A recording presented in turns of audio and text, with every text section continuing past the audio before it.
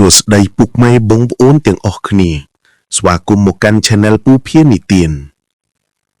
កាលពីខែប្រាំងឆ្នាំទៅខ្ញុំនិងក្មេងៗជំទង់2-3នាក់បាននាំគ្នាទៅលេងទឹកនៅស្ទឹងដោយគិតថានឹងទៅរករ៉ាវក្រុមផងនិងមុជទឹកលេងផងដោយសារតែខែប្រាំងទើបមិនសូវខ្លាយទឹកព្រោះទឹករាក់ទេ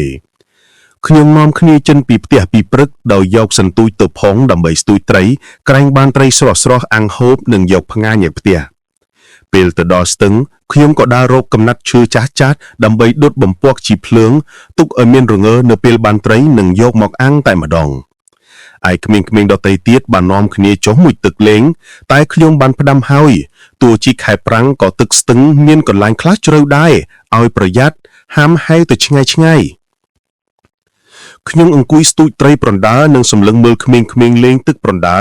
ទិដ្ឋភាពពេលនោះខ្យល់បក់ត្រជាក់ស្របជាមួយមលុបដើមឫស្សីប្របមាត់ស្ទឹងគួរឲ្យរីករាយណាស់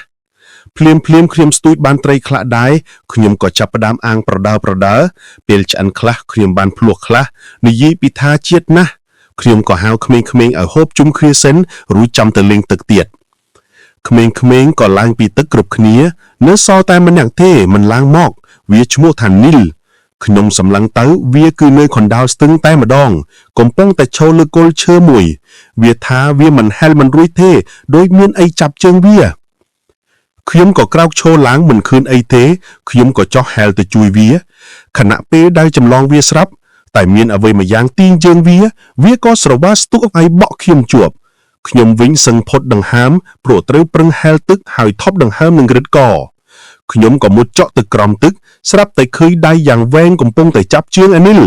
ខ្ញុំងើបមកវិញប្រាប់អានីលឲ្យលែងដៃកុំឲ្យបក់ខ្ញុំឲ្យវាឲ្យត្រង់វិញទើបខ្ញុំមានកម្លាំងហែលឆ្លងទឹកតែវាភ័យគិតតែពីយំមិនលែងដៃ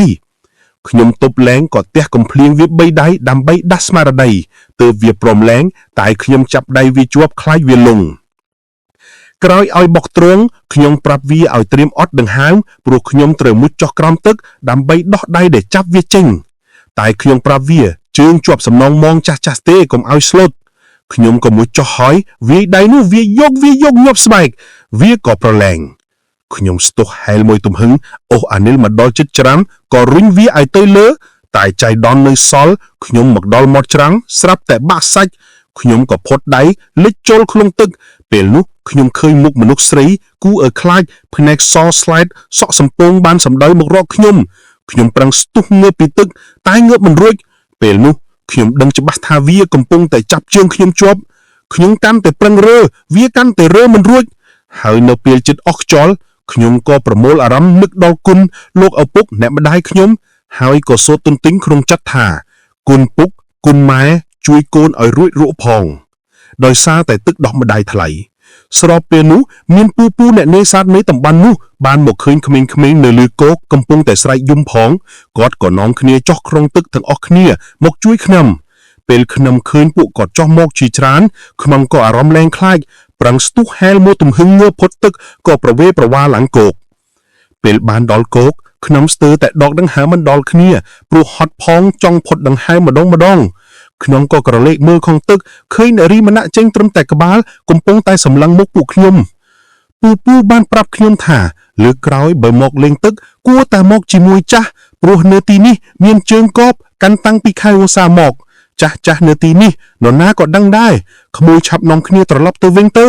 នេះសំណាងដែលក្មួយនៅមានរស័យខ្ពស់ចុះបើបាក់ចំក្មួយរស័យទៀតក្មួយអាចមានគ្រោះថ្នាក់ដល់ជីវិតពូនៅទីនេះមានគ្នាច្រើនមិនមែនអាចជួយក្មួយបានទេប៉ុន្តែដោយសារតែពូគឺមានអ្នកចាំជួយថែរក្សាទើបហ៊ាននាំគ្នាចុះជួយក្មួយខ្ញុំក៏បាននាំក្មេងៗត្រឡប់មកផ្ទះវិញទាំងអារម្មណ៍មិននៅនឹងខ្លួនទេខ្ញុំមកដល់ផ្ទះឈឺអស់ជាង1សប្តាហ៍នៅតក់ស្លុតបិទភ្នែកពេលណាស្រមៃរឿងគួរឲ្យខ្លាចពេលនោះខ្ញុំពិតជាមិនហ៊ានស្រមៃដល់រឿងនោះទៀតទេនេះក៏ជាមូលហេតុដែលខ្ញុំខ្លាចទឹករហូតមកដល់សប្តាហ៍ថ្ងៃជាប័ណ្ណពិសោធន៍ទោះជាខែប្រាំងឬវស្សាក៏ដោយកន្លែងដែលធ្លាប់មានជើងគោកនៅសូមបងប្អូនប្រិយមិត្តប្រយ័ត្នប្រយែងឲ្យបានច្រើនជាពិសេសកុំទៅលេងដោយគ្មានចាស់ទុំទៅជាមួយព្រោះពេលខ្លះក្មេងៗអាចនាំទុក្ខច្រើន